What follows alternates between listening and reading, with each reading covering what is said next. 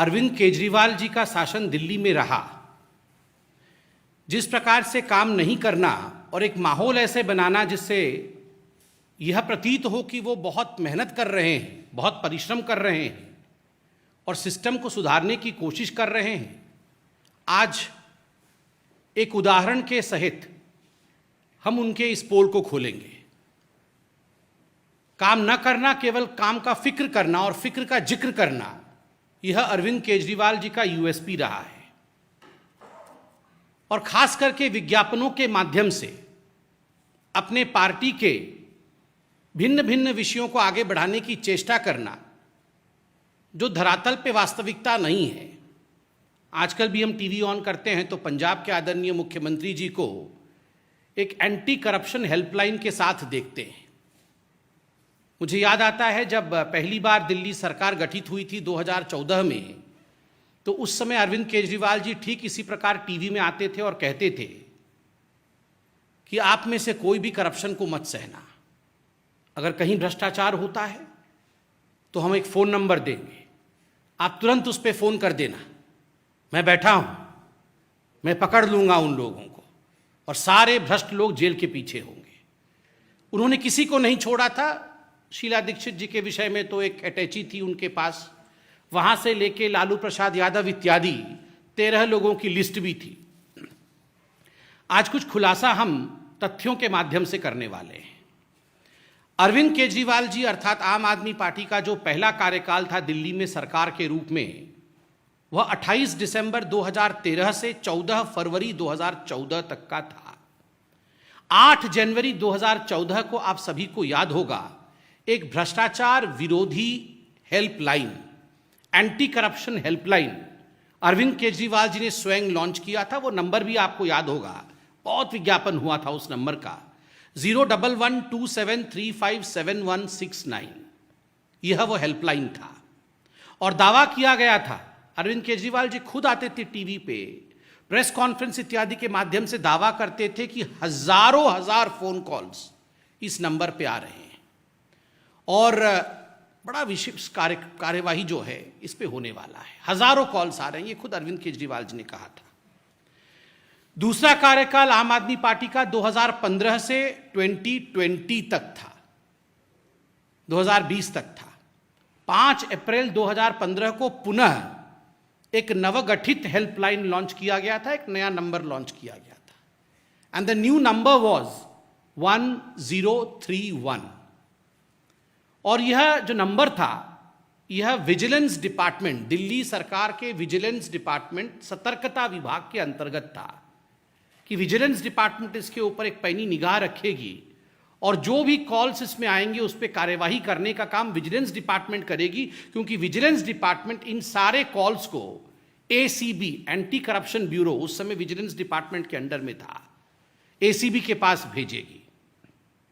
इस पर भी बहुत विज्ञापन हुआ। एक ऐसा माहौल बनाया गया मानो भ्रष्टाचार के खिलाफ बहुत बड़ी लड़ाई लड़ने की चेष्टा अरविंद केजरीवाल जी की है। आपको याद होगा उसके पश्चात दिल्ली सरकार के सतर्कता विभाग अर्थात विजिलेंस डिपार्टमेंट में से एसीबी चला गया। एसीबी उनके पास नहीं रहा। जब एसीबी उनसे छिन गया तो आम आदमी पार्टी ने प्रेस कॉन्फ्रेंस किया और कुछ आंकड़े रखे।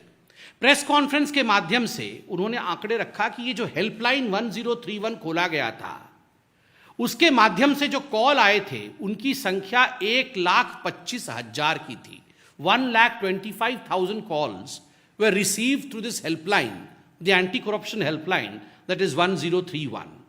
And mostly these anti-corruption calls, ये जो भ्रष्टाचार के विरोध जो कॉल्स थे, ये कॉल्स कुछ विभागों की थी जिसमें एमसीडी, पुलिस, परिवहन विभाग और दिल्ली जल बोर्ड सम्मिलित थे कि इन 4-5 विभागों का बहुत कॉल्स आया है। 1,25,000 कॉल्स आई है और आम आदमी पार्टी ने प्रेस कॉन्फ्रेंस करके कहा था उस समय कि इसके आधार पर लगभग 152 अधिकारियों को निलंबित अर्थात सस्पेंड किया गया है और 35 अधिकारियों को गिरफ्तार किया गया है।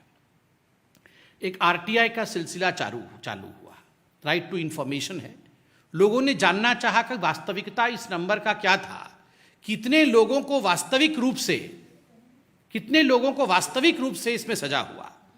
जो दिल्ली पुलिस की आरटीआई की जवाब 13 मई 2015 को दिल्ली पुलिस से यह आरटीआई में मांगा गया कि कितने लोग गिरफ्तार हुए, क्योंकि जो नोडल एजेंसी है कार्यवाही करने की, एफआईआर दर्ज करने की, शिकायत दर्ज करने की, वो तो आप हैं, तो कितने लोग गिरफ्तार हुए, क्या कार्यवाही हुई। तो दिल्ली पुलिस का कहना था कि कुल मिलाकर के 1031 पे 282 कॉल्स मात्र आए और 7 केस दर्ज हुए। गिरफ्तारी किसी की नहीं हुई, मात्र 7 केस दर्ज हुए। Just imagine. आम आदमी पार्टी के प्रवक्ताओं ने, उनके नेताओं ने प्रेस कॉन्फ्रेंस करके कहा 1,25,000 कॉल्स आई, 152 सस्पेंड हो गए, 35 गिरफ्तार हो गए। भारी जुर्म हो गया था इसलिए 35 गिरफ्तार हो गए। किंतु दिल्ली पुलिस ने कहा कुल मिलाकर के 282 कॉल्स आए। डिफरेंस देखिए, 1,25,000 और 282, और केवल 7 केस दर्ज हुए, कोई गिरफ्तार नहीं हुआ, कोई 7 केस दर्ज हुए। ठीक उसी प्रकार स्पेशल सीपी एंटी करप्शन एक विभाग था, उसके जो स्पेशल सीपी थे, स्पेशल सीपी के अनुसार 20 अप्रैल 2015 को उन्होंने कहा कि ये जो 1031 हेल्पलाइन था, इसमें मैक्सिमम 451 शिकायतें आईं, 11 मामले दर्ज हुए। 7 से 11 मामले। एसीबी जो एंटी करप्शन ब्यूरो था, उनका मानना था कि 11 मामले दर्ज हुए, पुलिस ने कहा 7 मामले दर्ज हुए। बाद में आपको पता है ये जो हेल्पलाइन था 1031, जिसके ऊपर इतना फैनफेयर हुआ था कि पता नहीं दिल्ली का चेहरा बदल जाएगा, करप्शन आम आदमी के जीवन से समाप्त हो जाएगा, ये बंद हो गया। ये कोविड हेल्पलाइन में परिवर्तित कर दिया गया और अभी भी ये बंद है। आज पंजाब के चीफ मिनिस्टर इसी प्रकार के एक हेल्पलाइन को लेकर वो कहीं ना कहीं पंजाब बदल जाएगा इस प्रकार की राजनीति भी कर रहे हैं। और आपको जान के आश्चर्य होगा कि उस समय के जो एसीबी अधिकारी थे, ये ऑन रिकॉर्ड है, ये पब्लिक में है, कि उस समय के जो एसीबी अधिकारी थे, उन्होंने कहा कि ये जितने भी 1031 पे कॉल आए थे उनका कोई रिकॉर्ड नहीं है, no record keeping could be done. Why? क्योंकि ये सब दिल्ली सरकार ने उस समय निजी स्वयं सेवकों को रखा था। निजी मतलब अपने ही जो सिविल सोसाइटी के लोग होते हैं, एनजीओ के लोग होते हैं, उनको रखा था इस काम को करने के लिए। सो दे वर नॉट क्वाइट डेप्थ। उनको पता नहीं था कि इस प्रकार इस हेल्पलाइन को हैंडल करना है, इसलिए कोई रिकॉर्ड कीपिंग नहीं हुआ है। इसलिए यह बताना संभव नहीं है कि वास्तविक रूप में किसी पे काम हुआ है या नहीं हुआ है। खोदा पहाड़ निकली चुहिया, एक मुहावरा है। आप सोच के देखिए, इतना कुछ कहा गया था। अरविंद केजरीवाल जी किस तरह हाथ ऐसे ऐसे करके प्रेस कॉन्फ्रेंस करते थे रोज कि हम भ्रष्टाचार समाप्त कर देंगे, आप बिल्कुल डरिएगा मत, मैं बिल्कुल हूं ना, मैं, आप फोन करिए, मैं बैठा हूं, सारा भ्रष्टाचार समाप्त हो जाएगा, क्योंकि ये हेल्पलाइन ही सब कुछ है। कुछ नहीं हुआ, किसी के खिलाफ केस नहीं हुआ है, कोई जेल नहीं गया है, इतने वर्ष बीत गए।